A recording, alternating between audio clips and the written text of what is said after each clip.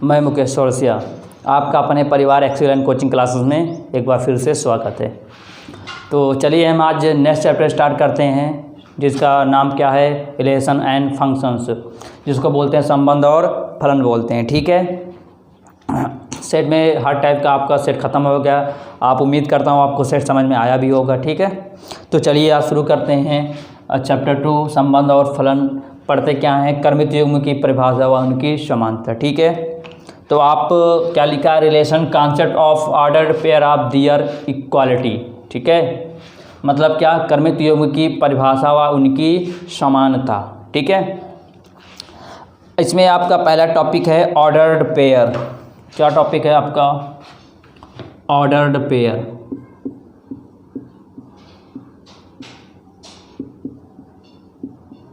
Ordered pair, देखिए कल हमको एक कमेंट आया था कि सर आप कुछ वर्ड इंग्लिश में बोल देते हैं जो कि हमको समझ नहीं आता।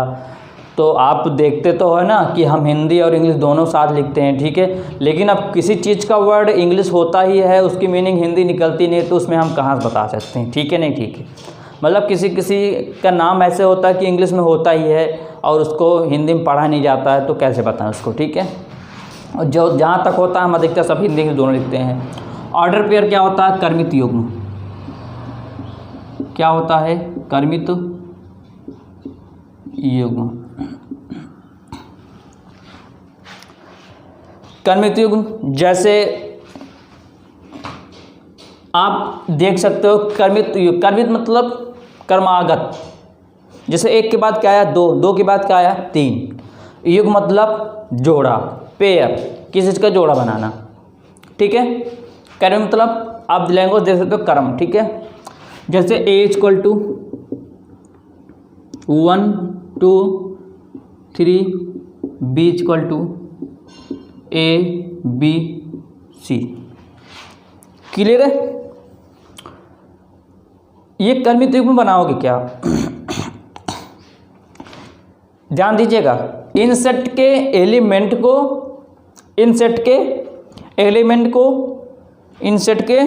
एलिमेंट को या एक ही सेट के एलिमेंट को किसी खास क्रम में जमा करें। क्या करें, जमा कर लिखें। ठीक है, इन सेट के एलिमेंट को या किसी एलिमेंट को या किसी सेट के एलिमेंट को हम जमा कर एक खास क्रम में लिखें। जैसे 1, A, ये किसका एलिमेंट है, ये A का है, ये किसका है, B का है। तो आप देख सकते हो क्या क्रम से आया ना, पहले A आया फिर इसका A का आया ना आया। इसको इस तरह भी लिख सकते हैं हम, A, 1, ये किसका हो गया, B का हो गया, किसका हो गया, A का हो गया। ठीक है, यही क्या कहलाता है, हमारा कर्मित युग्म कहलाता है। कर्मित युग्म मतलब कर्मानुसार, कर्मागत। इसका A का एलिमेंट आया फिर किसका आया, B का एलिमेंट आया। क्रम से है ना, पहले A का आया फिर B का आया, पहले B का आया फिर A का आया, तो बात वही हुई। ठीक है, तो ये क्या हो गया, हमारा कर्मित युग्म हुआ। डेट्स क्लियर, समझ में आया कर्मित युग्म क्या होता है। इसको इससे भी लिख सकते हैं 2, B, ये भी क्या हो गया, कर्मित युग्मी हो गया। ठीक है, चलिए आगे चलते हैं। और इन्हीं को क्या बोलते हैं हम,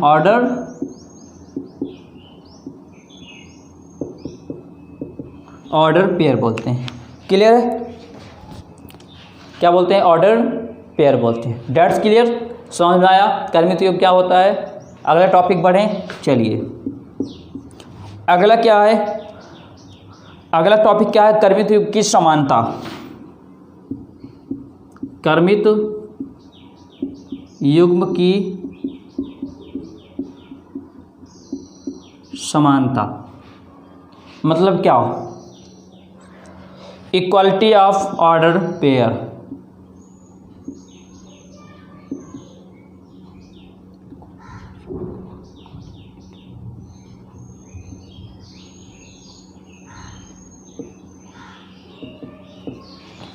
equality of order fair.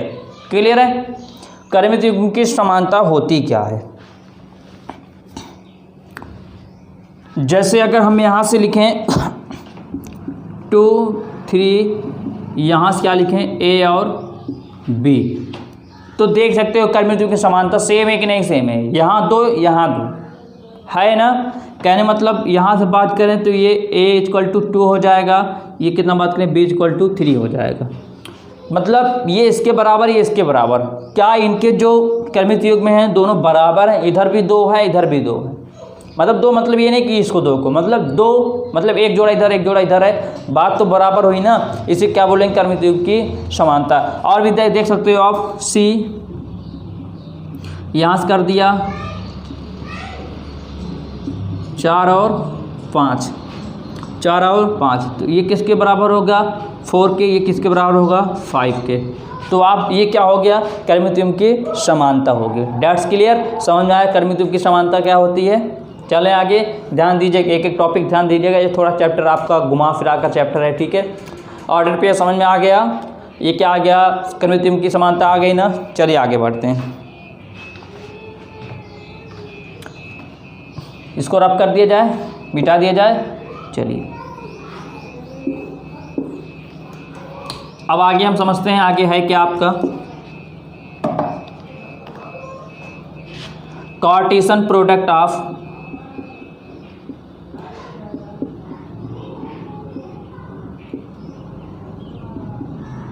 To sets. Cartesian product of two set, इसका मतलब क्या होता है, क्लियर, इसका मतलब क्या होता है, Cartesian products of two set मतलब क्या होता है, दो समुच्चयों का कार्तीय गुणनफल, दो समुच्चयों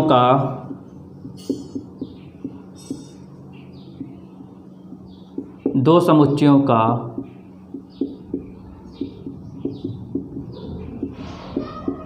कार्तीय गुणनफल। ध्यान दीजिए, ये होता क्या है, ये होता क्या, दो समुच्चयों का कार्तीय गुणनफल होता क्या है, क्लियर है। Cartesian product of two sets, दो समुच्चयों का कार्तीय गुणनफल होता क्या है।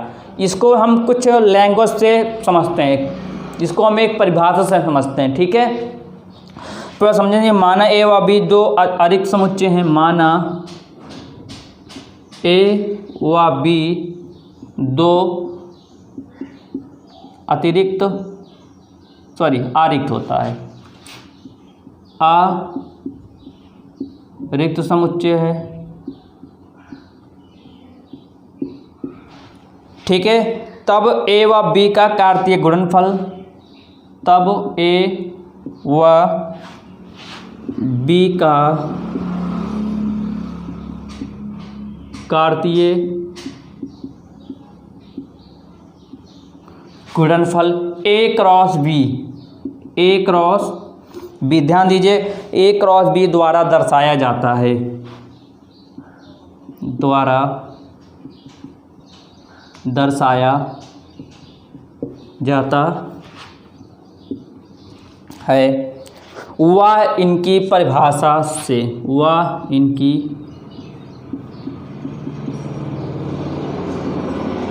परिभाषा, क्लियर है।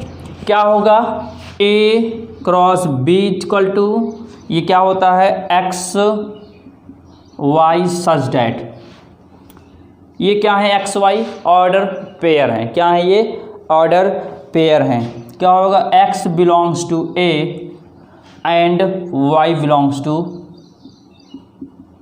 बी। बिलोंग मतलब एक्स संबंध रखता है ए, एक एलिमेंट एक्स में होगा, बी का एलिमेंट वाई में होगा, क्लियर है। आप देख सकते हो, माना ए व बी दो अरिक्त समुच्चय हैं, तब ए व बी का कार्तीय गुणनफल ए क्रॉस बी द्वारा दर्शाया जाता है। तो समझो, लेट, इंग्लिश में ध्यान दें, लेट ए और B are two empty sets, ठीक है। लेट ए और B two empty sets, then A और B Cartesian product denoted by A cross B, clear है। इट इज डिफाइन, इसकी परिभाषा से क्या होगा, A cross B, X Y, ये क्या हो गया हमारा कर्मित योग हो गया, मतलब एक्स का ए में होगा, फिर वाई क्या होगा, बी में होगा। कहने का मतलब इस तरह, अगर इसका ही एग्जाम्पल लें हम, कार्तीय गुणनफल को हम इससे डिनोट करते हैं, ए क्रॉस बी से हम डिनोट करते हैं। ठीक है, अच्छा लग रहा हो, समझ में आ रहा होगा ना। जैसे अगर हम आपसे कहें किसको ए मान लो, 1 2 3, अब बी मान लें ए बी सी। अब आपसे कह दें कि ए क्रॉस बी निकालिए, तो निकालोगे कैसे? वही क्रॉस मतलब गुणा, अभी तक आप सब लोग गुणा कराते चले, तो गुणा करा दीजिए इसमें भी। इसको किससे कराओगे? इसको ए से, क्लियर है। फिर ध्यान दीजिएगा पॉइंट को, फिर ए को किससे कराओगे? बी से, फिर ए को किससे कराओगे? सी से, फिर 2 को ए से, 2 को बी से, 2 को सी से, फिर 3 को ए से, 3 को बी से, 3 को सी से। क्लियर है? यहीं बंद कर दो। मतलब क्या समझे? लेट ए और बी टू इम्पटिशन, देन ए और बी क्या है? कार्टेशियन प्रोडक्ट, ठीक ना, denoted by A cross B, it is defined. मतलब अगर ए व बी दो अरिक्त समुच्चय हैं, अरिक्त मतलब क्या? रिक्त नहीं, भरे हुए समुच्चय हैं, तब ए व बी का कार्तीय गुणनफल ए क्रॉस बी से हम डिनोट करते हैं। तो ये हमारा क्या होता है? ए बराबर इतना, बी बराबर इतना। ए को एक बार इससे कराया, फिर एक बार इससे, फिर एक बार इससे, फिर इससे, फिर इससे, फिर से, फिर 3 से करा दिया, सब में ये हमारा आ गया। उम्मीद करता हूँ ये चीज़ समझे आप सब लोग, ठीक है। अच्छा, अगर यही बात कर ले आपसे क्या कि अगर हम बात करें कि एलिमेंट कितने हैं, इन ए क्रॉस बी में एलिमेंटों की संख्या कितनी है, कितने एलिमेंट इसमें हैं, तो आप बताओगे क्या? कितने एलिमेंट है आप बताओगे क्या? बहुत सिंपल सा है, क्या लिखोगे? एन मतलब नंबर। ए क्रॉस बी का पूछ रहा है ना, ए क्रॉस बी का पूछ रहा है ना, दोनों पूछ रहा है, तो क्या होगा? इसको लिख सकते हैं क्या? N A cross n B. क्या एन ए कितना था? देख लो, 1 2 3, एन बी 1 2 3, कितना आ गया? 9। क्लियर है? क्लियर है? अगर हम आपसे कहें कि ए क्रॉस बी में कितने अवयव हैं, तो क्या बताओगे? 9। क्या बताओगे? 9। परंतु अगर मैं आपसे पूछ लें कि ए क्रॉस बी में कितने उप समुच्चय हैं, सबसेट कितने हैं, ध्यान दीजिएगा, कितने उप समुच्चय हैं, सबसेट कितने हैं, इसको रफ कर दिया जाए, लिख ले, ये होंगे ना। चलिए, अगर हम आपसे कहें ए क्रॉस बी में उप समुच्चयों की संख्या कितनी है, आप लोग लिखिए, थोड़ा सा इंक लगा दें। चलिए बताइए, ये तो हो गया, आप निकाल सकते हो, ये तो हो गया हमारा अवयव की संख्या। इसमें कितने अवयव देख सकते हो? 1 2 3 4 5 6 7 8 9, ये देखो 9 निकल गया डायरेक्ट, ठीक है। परंतु क्वेश्चन ऑब्जेक्टिव में पूछ सकता है, ए क्रॉस बी में ऐसा क्वेश्चन दे देगा ऑब्जेक्टिव, मतलब बहुविकल्पी में आपसे पूछ सकता है ऑप्शनल में, उप समुच्चय की संख्या कितनी होगी, क्या बताएंगे?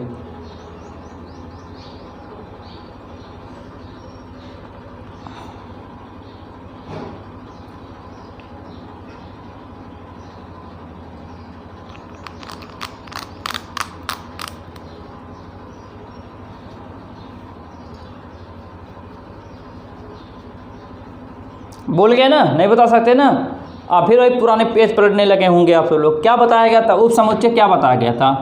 अगर एन ए पूछता तो क्या बताया? 2 की पावर n। याद आया? क्या यही बताया गया था? जब आपको उस समुच्चय निकालना था तो यही बताया गया था 2n। लेकिन यहाँ पर ए का नहीं पूछ रहा, किसका पूछ रहा? यहाँ पूछ रहा ए क्रॉस बी का, तो इसकी पावर क्या हो जाएगी? ए क्रॉस बी हो जाएगी। मतलब क्या? ए कितना है? 3 है, बी कितना है? 3 है, कितना? 2 की पावर 9। ये आपका आंसर आ जाएगा। ध्यान दिए, समझिए सब लोग, ठीक है, बिल्कुल ध्यान दीजिए। यहाँ पर उप समुच्चय क्या था? एन ए हम बता देते 2n, बताए जैसे पुराने लेक्चर में, आप देख सकते हो। अगर यहाँ पर ए नहीं पूछ कर ए क्रॉस बी का पूछ रहा है, तो क्या होगा? 2a की पावर, मतलब क्या? 2a की पावर मतलब 2a cross B equal to 2 3 × 3। Clear है? समझ में आ गया? चलिए, ये चीज़ समझे क्या आप समझ गए ना? क्लियर है? चलिए मिटाया जाए, चलिए ठीक है,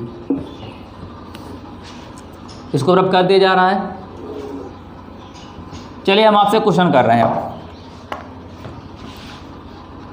A = 5 6,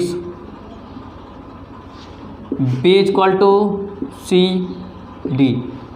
आप हमें A क्रॉस B बताइए। A क्रॉस B बताना है, पहला हो गया। दूसरा आपको बताना है A क्रॉस B में कुल कितने अवयव हैं, और तीसरा बताना है आपको A क्रॉस B में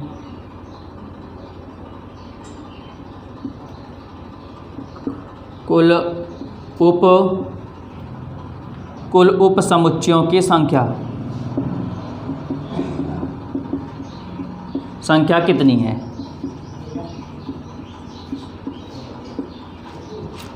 क्लियर है। A क्रॉस B पूछ रहा है आपसे, A क्रॉस B में कुल कितने अवयव हैं, A क्रॉस B में कुल उपसमुच्चयों की संख्या। ध्यान दीजिएगा, अवयव और उपसमुच्चय अंतर है, अभी आपको क्लियर हो जाएगा। चलिए बताइए क्या बताएंगे, लगा लेंगे। हाँ बिल्कुल सिंपल सा है। 5, C, 5, D, फिर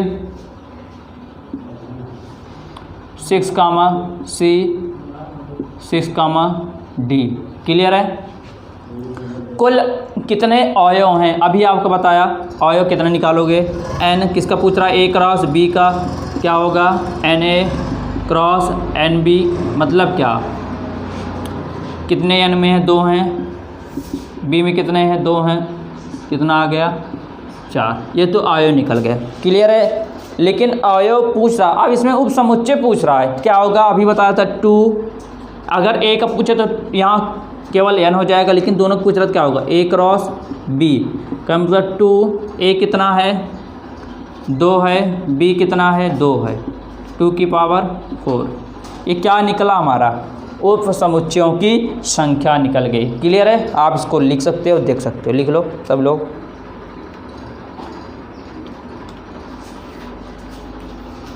क्लियर है। कोई समस्या, कोई डाउट्स। चलिए एक क्वेश्चन और देख लीजिए। क्वेश्चन ऐसे आता है, क्वेश्चन है ये आपका, NA = 10, NB = 2। तो कुल कितने अवयव होंगे। पहला, कितने अवयव, कितने उपसमुच्चय, कितने उपसमुच्चयों की संख्या होगी। क्लियर है। उपसमुच्चयों की संख्या, चलो बताओ कितने अवयव। अभी बताया था क्या, 10 × 2 कर दोगे तो 20 हो जाएगा। वही चीज़ ना, देख सकते हो आप, दिया नहीं दिया, NA × NB। अगर आपसे केवल अवयव पूछता है तो आप ऐसा करोगे, अभी पीछे समझाया था। ठीक है। उपसमुच्चय पूछे तो कितना, 2 की पावर 10 × 2 मतलब 2 की पावर 20। ये क्या है, उपसमुच्चयों की संख्या है। तो उम्मीद करता हूँ आपको आज का ये टॉपिक समझ में आया होगा। ठीक है। तो आप निरंतर हमारे साथ बने रहिए और प्रॉपर कॉपी पेन लेकर बैठिए, नोट्स बनाइए, क्योंकि कहीं आप भूल जाते हो तो बार बार वीडियो देख सकते नहीं, कहीं पर नेटवर्क प्रॉब्लम होगी, कहीं पर कुछ प्रॉब्लम होगी। कॉपी रहेगी तो आप देख भी सकते हो पीछे एक बार फिर से। ठीक है। अच्छा लगे तो आप लाइक भी कीजिए, सब्सक्राइब भी कीजिए। ठीक है। औरों को भी शेयर कीजिए। ठीक है। और जिसको भी जो डाउट्स हो वो हमारे कमेंट बॉक्स में बता सकता है। आप लोग को समझ में आ गया होगा। ठीक है। तो हम कल नेक्स्ट वीडियो में आपसे मिलते हैं, नेक्स्ट लेक्चर में। इसके आगे हम बढ़ेंगे। ठीक है। धन्यवाद।